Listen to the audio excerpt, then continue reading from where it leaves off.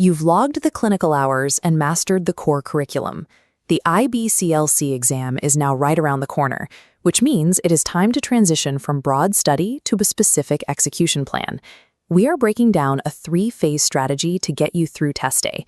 This covers how to structure your final week of prep, how to navigate the constraints of the Hesting Center, and exactly how to dissect the questions on the screen. Before you begin, understand that the grading system includes a protective layer. If a question is statistically flawed or poorly translated, the board removes it from the scoring tally. It will not count against you. Because the test is designed for fairness, your job is to stop worrying about the algorithm. We are going to focus entirely on how you execute your plan on the screen. Phase 1 covers the final weeks. Transition to a 7-day revision schedule. Focus on high-yield areas: anatomy, pharmacology, the WHO code, and clinical images. 2 days before the exam, stop studying. This 48-hour rule is vital. Last-minute cramming disrupts neural pathways needed for memory retrieval.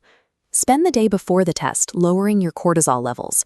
Whether it is yoga, a walk, or listening to music, these activities help manage the stress that can otherwise impair performance. Handle your logistics early. Lay out your IDs and keys the night before. If testing at a center, drive the route at your exact exam time to account for traffic and locate parking.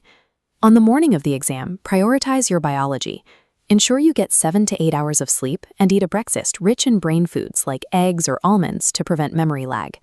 When you get dressed, wear layers and choose closed-toe shoes. Testing centers are often kept at very low temperatures, and freezing feet are a significant distraction. Success on exam day relies on this biological and logistical preparation. If your body is stressed or cold, your mind cannot effectively retrieve the data you've worked so hard to learn. When you arrive at the testing center, you must adhere to rigid environmental rules. As shown here, snacks and water stay in a locker. You will enter the testing room with empty pockets. No watches, no tissues, and no calculators allowed. The computer-based test has 175 questions, delivered in 2 distinct 2-hour blocks. Importantly, these blocks are separate. Any unused time in Part 1 will not roll over to Part 2.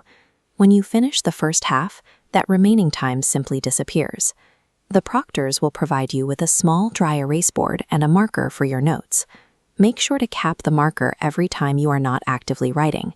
These markers dry out quickly, and you do not want to lose time waiting for a replacement mid-exam. By internalizing these constraints now, you eliminate the risk of mid-exam panic. This allows you to dedicate your entire cognitive load to the questions. When you begin the exam, your focus should be on the clinical stem. Read exactly what is written, identifying the core question before looking at any other information on the screen. Isolate the baby's exact age immediately. A newborn's baseline output is very different from that of a 3-week-old, and the age determines what is considered clinically normal in the scenario. For questions asking for the first priority, look for the option that addresses immediate safety or employs an open-ended communication step to gather more data. When you encounter clinical images, study the visual details and anticipate the diagnosis in your mind before you look at the multiple choice options. Controlling the order of information intake, reading the stem first and trusting your initial visual assessment, prevents the distractors in the options from manipulating your judgment. Filter difficult questions systematically. Rule out options with absolutes like always or never. Eliminate factually true statements that don't answer the stem. Finally, cross out brand names and country-specific guidelines.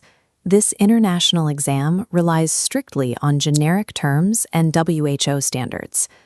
If a topic is controversial, assume the action is already taking place. Focus your answer on the IBCLC's role to provide education and support rather than debating the clinical merit of the situation. Because there is no penalty for guessing, you should plan to answer every single question on the exam.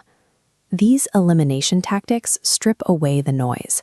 By systematically removing absolute language and irrelevant facts, you leave only the most logically valid answer on the board. That is the strategy: a structured final week, total control of your logistics, and a precise filter for eliminating distractors. The exam is designed to test the clinical instincts you already use in your practice every single day. Take a deep breath and trust your preparation. you are ready to go claim your IBCLC credential. If you want to review the mechanics of how the test is scored, click the video on your screen. Otherwise, close your books, get some rest, and good luck.